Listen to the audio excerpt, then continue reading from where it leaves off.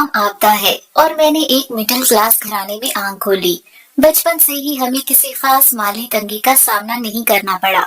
मेरे अब्बू एक बाइक मैकेनिक थे और उनकी आमदनी खासी बेहतर थी। हम लोग लोअर मिडिल क्लास से ही ताल्लुक रखते थे। बहन भाइयों में मैं सबसे बड़ी थी। मेरे बाद 2 भाई और उसके बाद सबसे छोटी बहन थी। अब्बू ने हमें बहुत अच्छी तालीम दिलाई। हमारे घर में मजहब का किरदार सबसे ज्यादा अहम था। मेरे अब्बू खुद भी मजहबी आदमी थे और अम्मी भी इबादत के साथ साथ दीगर मामलात में भी मजहब को फौकियत दिया करती थी। बड़ी बेटी होने के नाते मैं काफी लाडली थी। अब्बू ने हमें अपनी इस्तात के मुताबिक अच्छे से अच्छे इदारों में पढ़ाया और साथ ही साथ हमारी तरबियत में भी कोई कसर नहीं छोड़ी। मुझे पढ़ने लिखने का कुछ खास शौक तो नहीं था, फिर भी अब्बा के शौक को देखते हुए मैंने ग्रेजुएशन तो कर ही ली थी। मैं अभी ग्रेजुएशन से फारिग हुई थी कि अचानक अब्बा को हार्ट अटैक हुआ और वो फौत हो गए। हमारी जिंदगी पे तो कयामत टूट पड़ी थी। मुझसे छोटा भाई जो दूसरे नंबर पे था, वो ग्रेजुएशन में एडमिशन ले चुका था। अब घर को एक कमाने वाले फर्द की जरूरत थी, इसलिए उसने पढ़ाई छोड़कर अब्बू की दुकान संभालना शुरू कर दी। अम्मी ने भी उससे नहीं रोका क्योंकि वो भी हालात को समझती थी। उसने अपने से छोटे वाले भाई को भी अपने साथ ही लगा लिया क्योंकि वो अकेला काम नहीं संभाल सकता था। यूं दोनों भाइयों ने पढ़ाई छोड़ दी और अब्बा की छोड़ी हुई दुकान संभाल ली।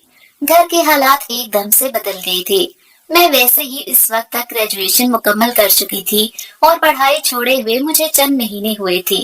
हमारा घर खुशियों का गहवारा था और मेरे अम्मी और अब्बू के दरमियान बड़ी ही मोहब्बत थी। वो दोनों एक दूसरे को देखकर जीते थे। अब्बू की वफात के बाद मेरी अम्मी की हालत बहुत खराब रहने लगी और वो बिस्तर से लगकर रह गई। अब हमें उनकी भी बहुत फिक्र थी, लेकिन मुसलसल इलाज और निगहदाश्त के बावजूद वो कमजोर होती चली जा रही थी। अब्बू की जुदाई का सदमा उन्हें अंदर से खा रहा था। हालांकि अब्बू की वफात के वक्त अम्मी बिल्कुल सेहतमंद थीं और उन्हें किसी किस्म की कोई बीमारी भी नहीं थी, जबकि अब ये हाल हो गया था कि उनसे उठकर बैठना भी मुश्किल हो गया था। ये सब देखकर हम अंदर से डरते थे कि कहीं अम्मी भी हमें छोड़कर ना चली जाए। अभी तो हम में से किसी की शादी भी नहीं हुई थी और देखा जाए तो हम सब अभी उस उम्र में थे जिस उम्र में जिंदगी की पूरी तरह समझ भी नहीं आई होती।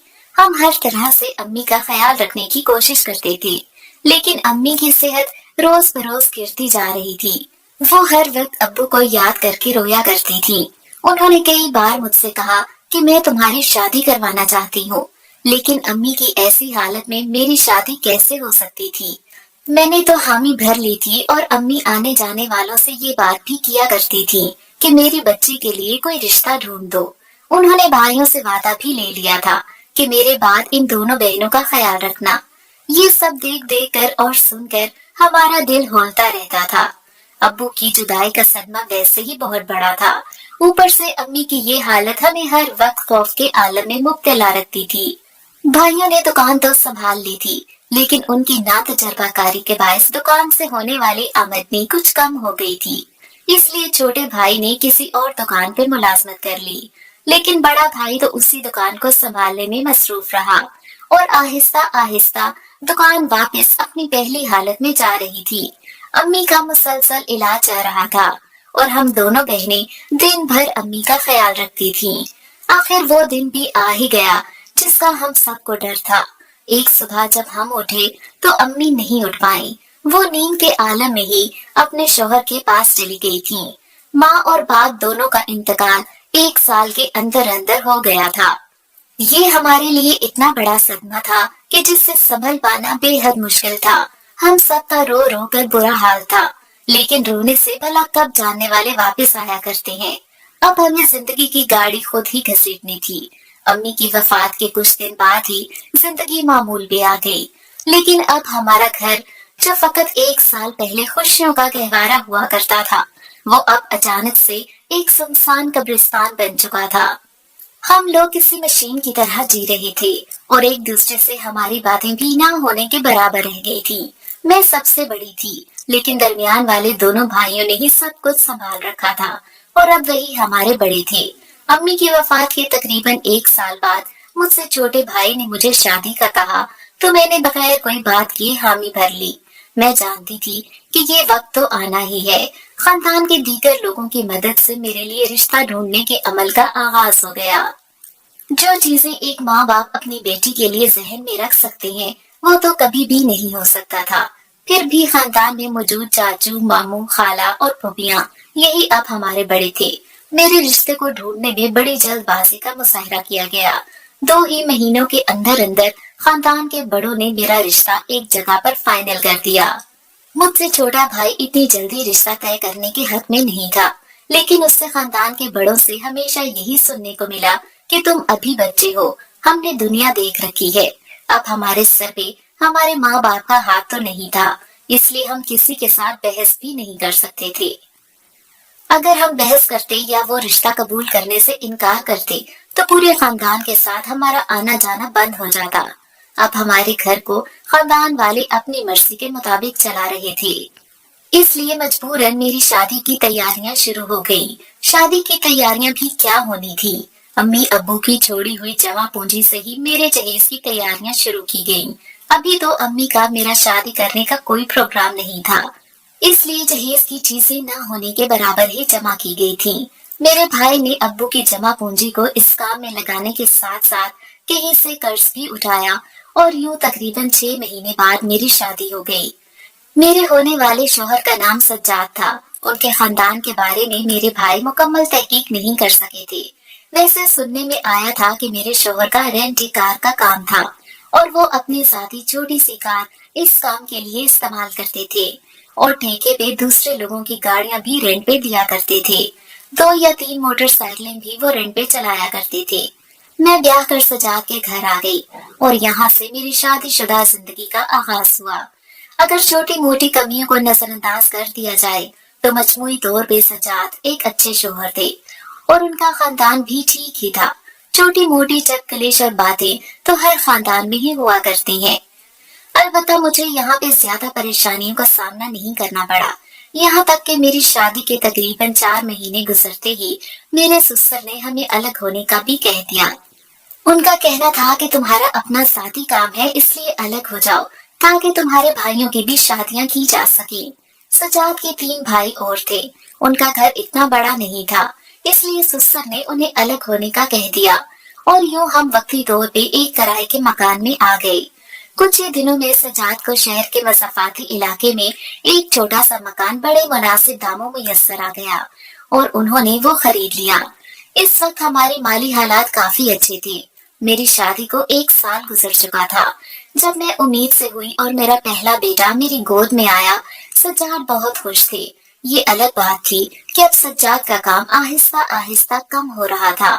نہ جانے اس کی کیا وجہ تھی، لیکن اب ان کے پاس ٹھیکے پہ چڑھنے والی گاڑیاں نہ ہونے کے برابر آیا کرتی تھی اور اپنے پاس موجود موٹر سائیکل اور ایک گاڑی سے اتنی آمدنی نہیں ہو پاتی تھی۔ پھر بھی ہم مطمئن تھے کیونکہ اب ہمارا گھر ہمارا اپنا تھا۔ آہستہ آہستہ ہمارے گھر کے آس پاس بھی آبادی بڑھ رہی تھی۔ میرے بڑے بیٹے کے پیدا ہونے کے 2 سال بعد ہی میرے ہاں ایک بیٹی بھی پیدا ہو گئی اور اس کے 2 سال بعد پھر ایک بیٹا اور مزید پیدا ہوا۔ شادی کو اس وقت تک 7 سال گزر چکے تھے اور میں 3 چھوٹے چھوٹے بچوں کو سنبھال رہی تھی۔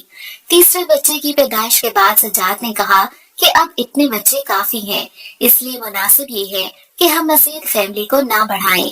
میں بھی اسی حق میں تھی، اس لیے ہم نے ڈاکٹر کے مشورے سے کچھ ایسی ادویات کا استعمال شروع کر دیا جس سے مزید بچے پیدا نہ ہو سکے۔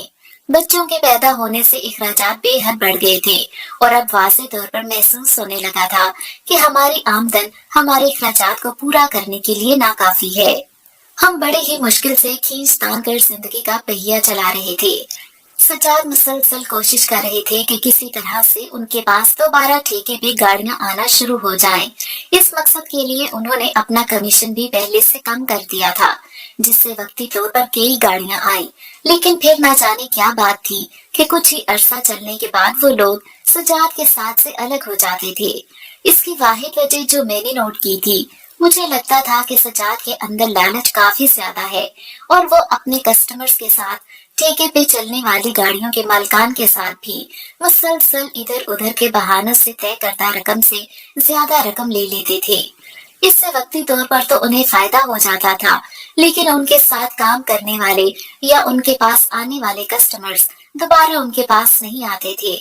जब मुझे इस चीज का अंदाजा हुआ, तब तक मेरे तीनों बच्चे ही पैदा हो चुके थे और अब सज्जाद ये हरकतें मेरे सामने ही करते थे। मैंने कई बार सज्जाद को मना किया और कहा कि आप अपनी जुबान पे कायम रहा करें, हमें मुसलसल कस्टमर्स की जरूरत है। लेकिन सज्जाद के अंदर न जाने ये चीज क्यों पैदा हो गई थी कि वो अब इस तरह की हरकतें किया करते थे। उन्होंने मेरे समझाने का कोई नोटिस नहीं लिया और अपनी ये हरकतें जारी रखी। ये सब सिलसिले यूं ही चल रहे थे कि एक दिन सज्जाद ने अपनी गाड़ी किराए पे दी तो उस गाड़ी का बेहद बुरी तरह से एक्सीडेंट हुआ और उसमें सवार 3 लोग जान से चले गए। इस केस के सिलसिले में सज्जाद की वाहिद गाड़ी कई महीनों तक पुलिस स्टेशन में बंद रही और जब वो वापस मिली तो उस गाड़ी का कचूमर निकल चुका था। वैसे भी उस गाड़ी का एक्सीडेंट एक ट्रक के साथ हुआ था जिसने गाड़ी को बेहद पिचका कर रख दिया था।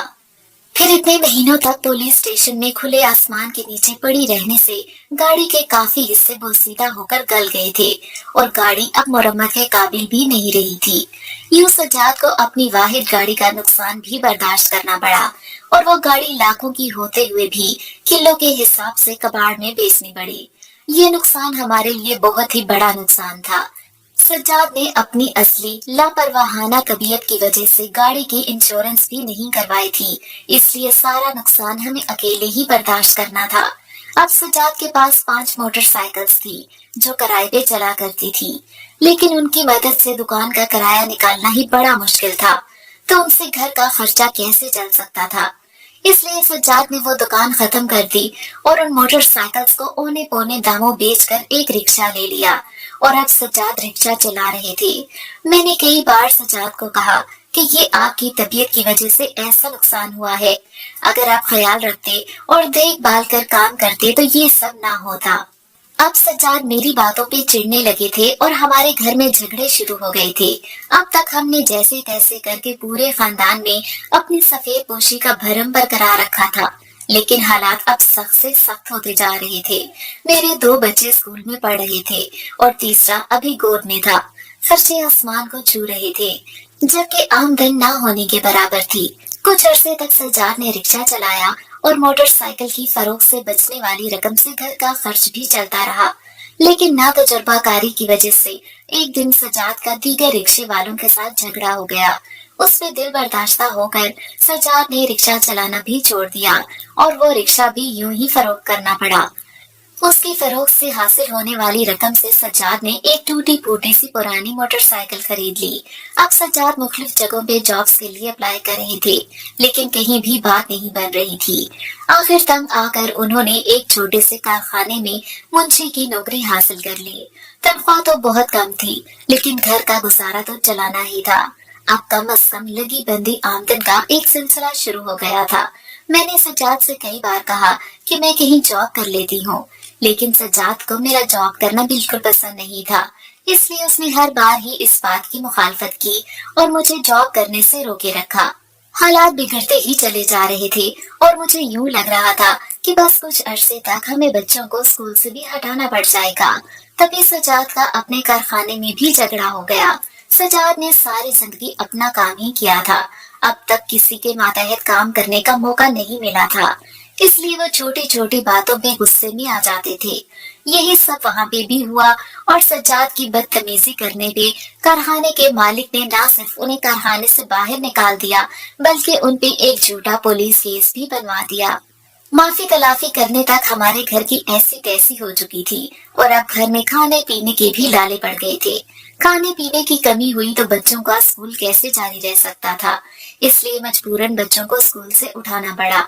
हम तो शर्म के मारे किसी से मिलने जुलने के काबिल भी नहीं रहे थे।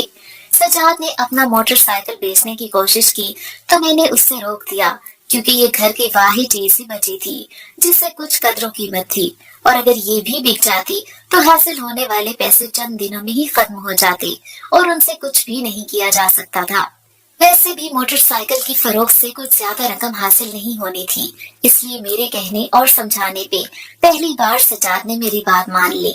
कुछ दिन तक तो सजाद यूं ही बेकार घर में बैठे रहे। वो शदीद परेशान थे कि अब मैं क्या काम करूं।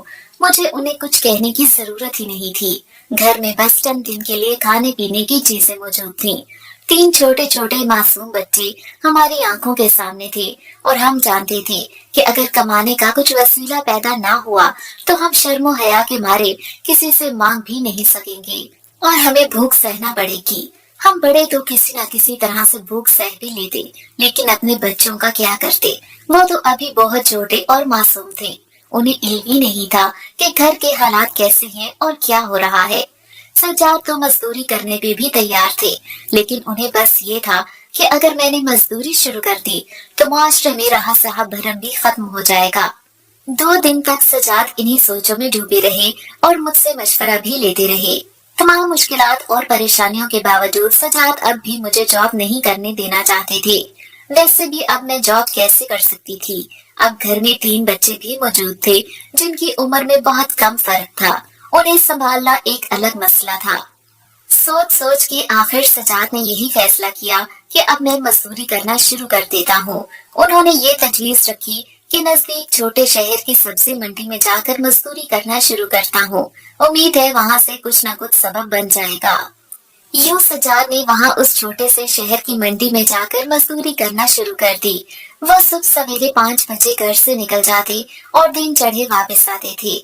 रोजाना की मजदूरी से घर का खर्च तो कुछ चलने लगा था, लेकिन सज्जाद की सेहत खराब हो रही थी। सज्जाद को मेहनत की आदत नहीं थी और उसने आज तक कुर्सी पे बैठकर अपना काम ही चलाया था।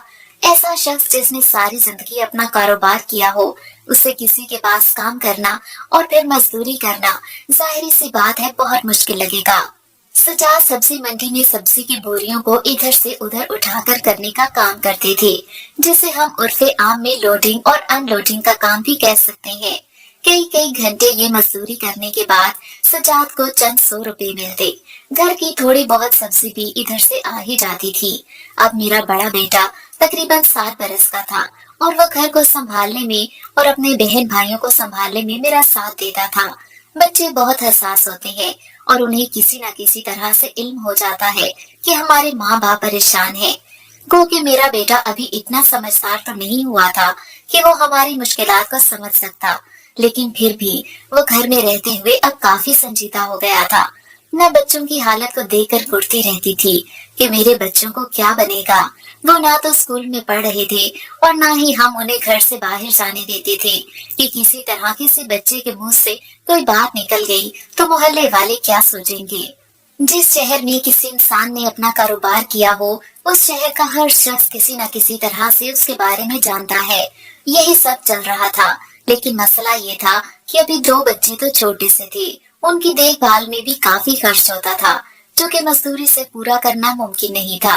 दूसरी तरफ सख्त मेहनत की वजह से सज्जाद की सेहत पहले से कमजोर होती चली जा रही थी, क्योंकि खुराक भी अब अच्छी नहीं रही थी।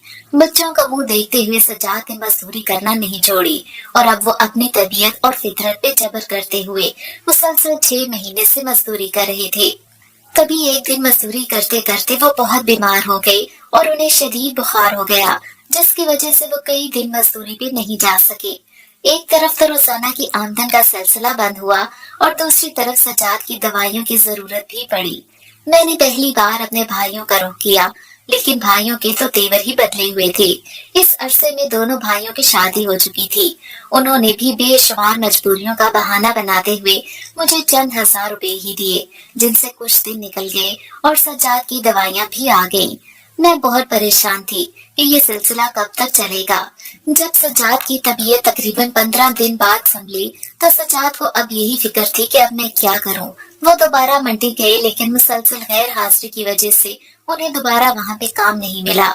आखिर एक दिन वो भी आया कि जब घर में खाने पीने को सब कुछ खत्म हो गया। सज्जाद परेशानी के आलम में असर के वक्त बाइक लेकर घर से निकल गए और मेरे लाख पूछने के बावजूद मुझे कुछ नहीं बताया। बच्चे भूख से बिलख रहे थे और मैं परेशानी के आलम में अपने बच्चों को अपने सामने भूख से तड़पता हुआ देख रही थी। दूसरी तरफ मुझे ये भी डर था कि सजाद परेशानी के आलम में कुछ उल्टा सीधा न कर बैठे। इसी परेशानी और सोचों के आलम में रात के तकरीबन 11 बज गए। मैं इतनी परेशान हो गई थी कि बच्चों को लेकर अपने भाइयों के पास जाने का सोच रही थी। तभी सजाद घर आ गए। उनके पास खाने पीने की 2 छोटे छोटे शॉपर थे जिनमें कुछ चीजें मौजूद थी। उन्होंने खामोशी से वो खाना निकाला, कुछ खुद खाया और कुछ मुझे खिलाया और कुछ बच्चों को खिलाया। फिर मेरे साथ मिलकर वो बच्चों को संभालने में मसरूफ हो गए। मैंने उनसे पूछा भी कि खाना कहाँ से आया, लेकिन उन्होंने कोई जवाब नहीं दिया। जब बच्चे सो गए तो वो कहने लगे कि आपदा, मुझे माफ कर देना, मैं अपनी जिम्मेदारियां पूरी नहीं कर पा रहा। मेरे तमाम हालात तुम्हारे सामने हैं। मुझे डर हुआ कि कहीं सज्जाद कुछ उल्टा सीधा करके तो ये खाना नहीं लाए। मैंने सज्जाद से कहा कि सज्जाद, मुझे सच सच बताएं, आप खाना कैसे लेकर आए हैं। तब मुझे सज्जाद ने रोते हुए कहा कि मैं शहर की कचरा कुंडी को कुरेद कर बचा कुचा खाना जो कुछ सही हालत में था उसे अलग करके कहीं से शॉपर लेकर उसमें बांध कर लाया हूँ। ये सुनकर मैं भी रोने लगी। हम सफेद पोश लोग थे और मास्टर में हमारी इज्जत का एक भरम बना हुआ था, इसलिए हम किसी से भी भीख नहीं मांग सकते थे और ना ही कर्ज पकड़ सकते थे। कचरा कुंडी से कुरेद कर खाना निकालना और बच्चों को खिलाना किस कदर दर्दनाक काम था ये मैं समझ सकती थी। अगली रात को जब सज्जाद फिर से बाहर जाने लगे तो मैंने बड़े बेटे को अपने बहन भाइयों का ख्याल रखने को कहा और खुद भी सज्जाद के साथ चली गई। सज्जाद ने मुझे बहुत रोकने की कोशिश की, लेकिन सज्जाद को अकेला भेजने पे मेरा दिल आमादा नहीं हो रहा था। उस दिन हम दोनों ने मिलकर 2-3 मुख्तलिफ कचरा कुंडियों से खाना कुरेद कर निकाला। हम दोनों ने अपना मुंह छुपाया हुआ था और यूं ही मुख्तलिफ सड़कों से जानबूझकर रास्ते को लंबा करते हुए हम घर आ गए। मैं समझ रही थी कि सजाद ये एहतियात क्यों कर रहा है। इसी तरह करते हुए हमें तकरीबन 3-4 दिन बीत गए। शर्म के मारे हम एक दूसरे से बात भी नहीं करते थे और खामोशी से रात का अंधेरा फैलने पे कचरा कुंडी से खाने की तलाश में निकल खड़े होते थे। एक दिन इसी तरह मैं और सजाद कचरा कुंडी में से कुछ खाने को तलाश कर रहे थे। सजाद मुझसे कुछ फासले पे था। जब सजाद ने कुछ खोला और फिर जल्दी से उसे बंद कर दिया। मैं हैरत से सजाद की तरफ देख रही थी। सजाद से पूछा कि क्या हुआ तो वो कहने लगा कि कुछ भी नहीं। थोड़ी देर में हमने खाना को रेता और फिर ठीक खाने को अलग अलग करके शॉपरों में पैक करके हम घर वापस आ गए। मैंने देखा कि रास्ते में सजाद ने काले रंग की बड़ी सी थैली जिसका साइज तकरीबन 1.5-2 फीट होगा अपने आगे मोटरसाइकिल की टैंकी पे रखी हुई थी। मैंने उससे पूछा कि ये क्या है तो वो कहने लगा कि कुछ नहीं, मैं तुम्हें बाद में बता दूंगा। उस दिन घर पहुंचने पे सजाद ने मुझे घर छोड़ा और कहने लगा कि मैं कुछ देर में आता हूँ, तुम मेरा इंतजार मत करना और खाना खाकर सो जाना। मैंने सजाद से कहा कि मुझे बताओ तो सही कि तुम करना क्या चाह रहे हो। इस पे सजाद बोला कि तुम मेरा इंतजार करो, मैं तुम्हें आहिस्ता आहिस्ता सब बता दूंगा। ये कहकर वो काले रंग की थैली अपने साथ लिए न जाने कहाँ चला गया। मैं बच्चों को खाना खिलाकर उन्हें सुलाने में मसरूफ हो गई। सजाद उस दिन रात के कहीं 3 बजे वापस आया। खुशी उसके अंग अंग से फूट रही थी। घर वापस आने के बाद उसने जेब में हाथ डाला और जब बाहर निकाला तो मैं हैरान रह गई। उसके हाथ में हजार हजार के 20-25 नोट थे। मैं बौखला गई कि कहीं सज्जाद ने कोई गलत काम तो नहीं किया। मैंने सज्जाद से कहा कि तुम्हें बच्चों की कसम, सच बताओ कि क्या बात है। वो कहने लगा, मुझे कसम मत दो, मैं तुम्हें आहिस्ता आहिस्ता सब कुछ बता दूंगा। मैंने पूछा कि ये रकम कहाँ से आई तो कहने लगा कि ये अल्लाह की तरफ से मदद है, अब तुम बेफिक्र रहो, आहिस्ता आहिस्ता हमारे घर के हालात ठीक हो जाएंगे। अगले दिन सजाद ने घर का सारा राशन दिलवाया और बच्चों के लिए भी कुछ खाने पीने की चीजें लाया। बच्चे बहुत खुश हो गए थे, लेकिन मैं अंदर से बेहद फिक्रमंद थी कि सजाद क्या करता भी रहा है। उस रात को सजाद फिर से बाहर निकलने लगा तो मैं भी उसके साथ जाने को तैयार हो गई। सजाद ने मुझे रोकने की बहुत कोशिश की थी, लेकिन मैं नहीं मानी थी।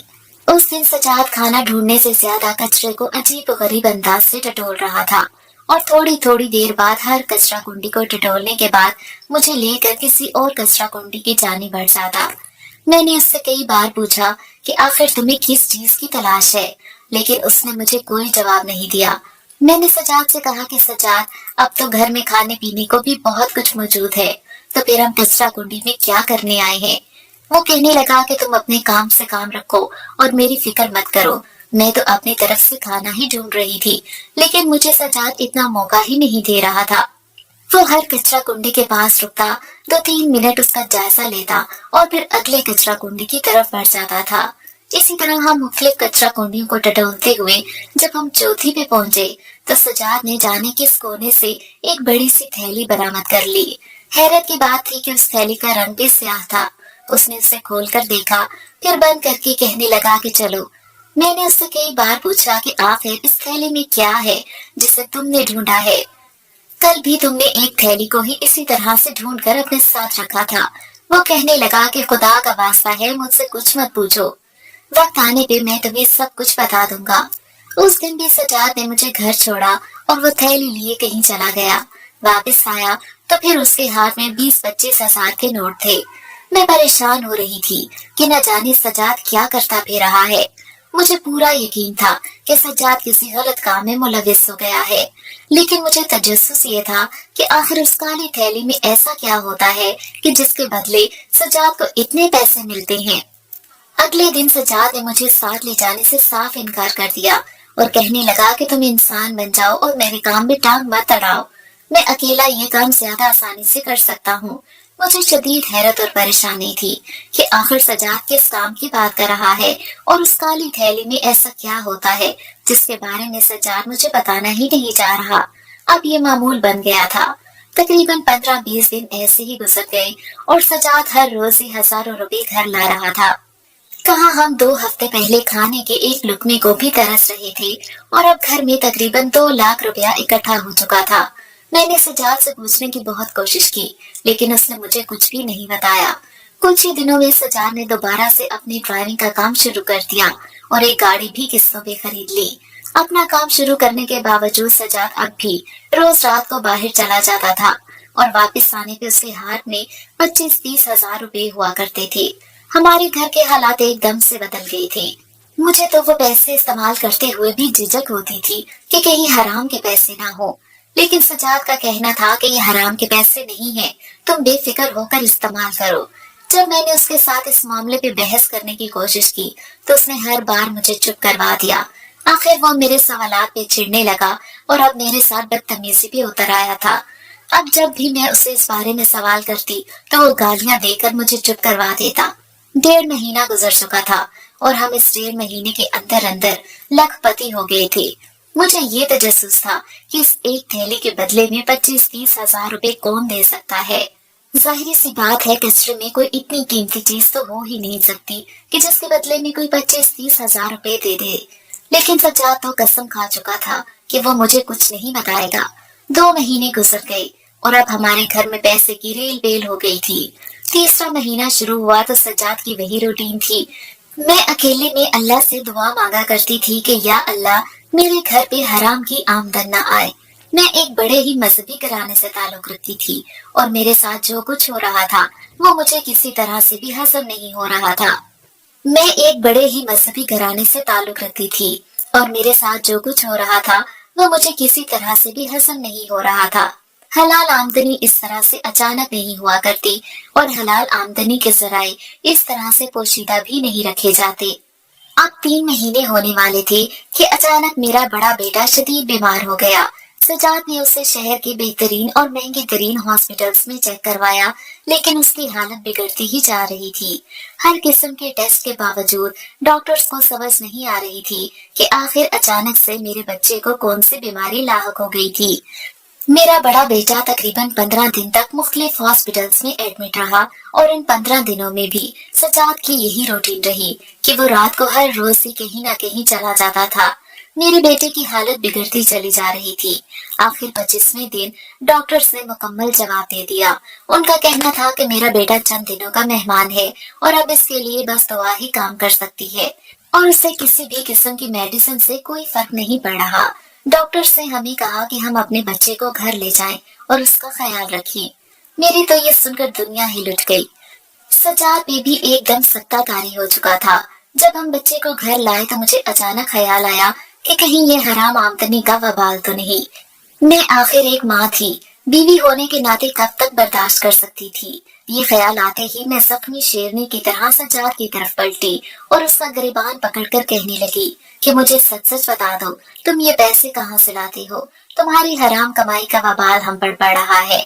सज्जाद कहने लगा कि मेरे नजदीक ये हराम नहीं है। मैंने उससे कहा कि अगर हलाल होती तो तुम मुझे अब तक बता चुके होते कि तुम ये पैसे कहाँ से लाते हो। ये कहकर मैंने उसका हाथ पकड़ा और अपने बीमार बेटे के सर पे रख दिया, जो निहायत कमजोरी के आलम में बड़ी मुश्किल से आंखें खोले अपने माँ बाप को झगड़ते हुए देख रहा था। हम पहली बार ऐसी कोई बात बच्चों के सामने कर रहे थे। मैंने सज्जाद का हाथ उसके बेटे के सर पे रख के कहा कि मैं तुम्हें कसम नहीं दे रही, अपना हाथ अपने बेटे के सर पे रखे रखे बताओ, तुम ये पैसे कहाँ से लाते हो? सज्जाद कहने लगा कि मैं बता देता हूँ, तुम दूसरे कमरे में तो आओ। ये कहकर वो मुझे लेकर दूसरे कमरे में चला गया। वहां जाकर कहने लगा कि दरअसल ये शहर बहुत बड़ा है और यहाँ पे गुनाह भी इतने ही ज्यादा हैं। किसी न किसी के गुनाह की निशानी हर रोज किसी न किसी कचरा कुंडी में पड़ी होती है और मैं उसे उठा लेता हूँ। ये सुनकर मेरी आंखों के सामने अंधेरा छा गया। मैंने रोते हुए सज्जाद से कहा कि सज्जाद, ये तुम क्या कह रहे हो? तुम उन मासूम और नन्ही जानों का आखिर क्या करते हो? मेरी बात सुनकर सज्जाद कहने लगा कि अक्सर ऐसे बच्चे तो मुर्दा हालत में ही मिलते हैं। आज तक मुझे 3 या 4 बच्चे ही जिंदा हालत में मिले हैं। मैं तुम्हारे और अपने बच्चों के सर की कसम खा के कहता हूँ कि मैंने जिंदा बच्चों के साथ ऐसा कुछ भी नहीं किया। मैंने पूछा कि तुम जिंदा बच्चों के साथ क्या करते थे? तो सज्जाद कहने लगा कि उन्हें मैं किसी न किसी यतीम खाने या दारुल अमान के हवाले कर देता हूँ और उनके बदले में मुझे कुछ नहीं मिलता। तो मैंने उससे पूछा कि तुम मुर्दा बच्चों का क्या करते हो? तो सज्जाद कहने लगा कि मुर्दा बच्चों का क्या हो सकता है, उन बच्चों के जिस्म में तो कोई भी उस पूरी तरह नहीं बना होता। ये सुनकर मेरा दिल दहल गया। मैंने कहा कि तुम छोटे बच्चों की लाशों का कारोबार कर रहे हो और फिर भी उसे हराम नहीं मानते। सज्जाद कहने लगा, हाँ, ये हराम नहीं है। मैं तुम्हें बताता हूँ कि मैं क्या करता हूँ। छोटे बच्चों के जिस्म में कोई भी उस करामत नहीं होता कि जिससे निकाल कर बेचा जा सके। उनके जिस्म में सिर्फ 2 तरह के टिश्यूज ही करामत होते हैं, बच्चों की आंखें और बच्चों के जिल्द के चंद टिश्यूज। और यही मैं ऐसे मुख्तलिफ ग्रोहों के पास ले जाता हूँ जो उनका गैर कानूनी कारोबार करते हैं। बच्चों की आंखों के करीने और उनकी जिल्द के चंद टिश्यूज लेकर वो बाकी बच्चे को मेरे हवाले कर देते हैं और मैं उन्हें किसी न किसी ईदी सेंटर के बाहर रखकर वापस आ जाता हूँ। ये सुनकर मैंने सज्जाद के मुंह पे थप्पड़ मारा और मैंने कहा कि तुम्हें शर्म नहीं आती? तुम्हें लगता है कि ये हराम नहीं है? मासूम बच्चों के मुर्दा जिस्मों की बेहुरमती करके तुम क्या समझते हो कि इससे हासिल होने वाली आमदनी हलाल होगी? क्या अज़ा का कारोबार करना हराम नहीं है? जो काम दुनिया और कानून की नजर से छुपकर किया जाए वो हलाल कैसे हो सकता है? फिर अज़ा को फरोख्त करने के लिए मैयत के घर वालों की रजामंदी भी जरूरी होती है। वो बच्चे भले ही नाजायज होते हो, लेकिन उनके जिस्म की बेहुरमती करने का इख्तियार तुम्हें किसने दिया? तुम मानो या ना मानो, ये तुम्हारे गुनाहों का वबाल है जो आज मेरा बच्चा इस हाल में है। सज्जाद ये सुनकर रोने लगा और कहने लगा कि हाँ, शायद तुम ठीक कह रही हो। मैं अपने बच्चों की कसम खाकर वादा करता हूँ कि आइंदा मैं ऐसा कोई काम नहीं करूँगा। मेरे पास जो भी पैसे हैं मैं बस उनसे अब सिर्फ अपना कारोबार ही करूँगा।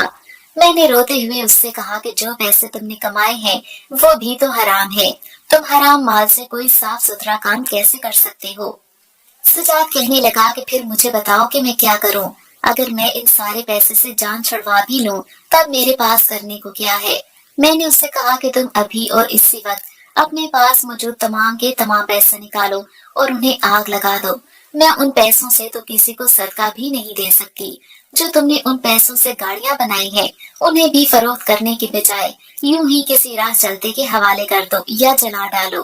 तभी मैं तुम्हारे साथ इस घर में ठहरूंगी, वरना मैं अपने बच्चों को लेकर चली जाऊंगी। बेशक मुझे लोगों के घरों में काम ही क्यों न करना पड़े, लेकिन मैं एक हराम माल कमाने वाले बाप का साया अपने बच्चों के सर पर नहीं बर्दाश्त कर सकती। तुम्हारी ही बदअमालियों की वजह से आज मेरा बच्चा जिंदगी और मौत की कश्मकश में मुब्तला है। मेरी बात सुनकर सज्जाद सोच में डूब गया।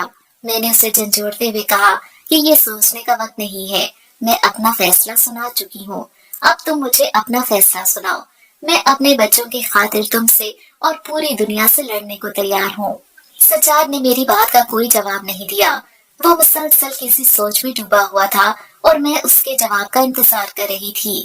کچھ دیر بعد سجاد کہنے لگا کہ ٹھیک ہے، اور میرے ساتھ یہ کہہ کر اس نے گھر میں موجود وہ تمام رقم نکالی اور اسے گھر کے صحن میں رکھ کر آگ لگا دی۔ اس کے بعد اس نے میرے سامنے ہی اپنے پاس موجود دونوں گاڑیاں جو اس نے اس حرام پیسے سے بنائی تھی شہر کے مختلف علاقوں میں یوں ہی چھوڑ دی۔ میں نے اسے کہا کہ انہیں استعمال کے قابل بھی نہ رہنے دو۔ یہ سن کر اس نے ان میں کوئی ایسی تبدیلی کر دی کہ اب وہ کباڑ میں ہی جا سکتی تھی۔ اس نے میرے سامنے ہی اپنے تمام کاروبار ختم کر دیا تھا۔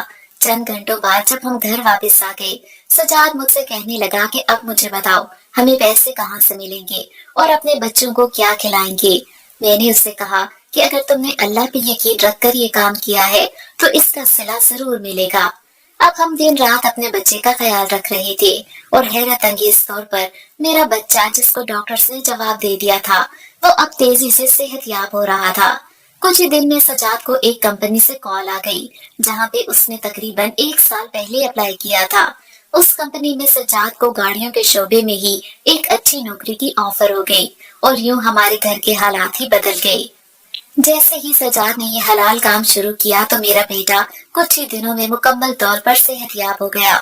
سجاد اب اپنی فطرت سے توبہ کر چکا ہے اور نہایت صاف ستھرے طریقے سے جاب کر رہا ہے۔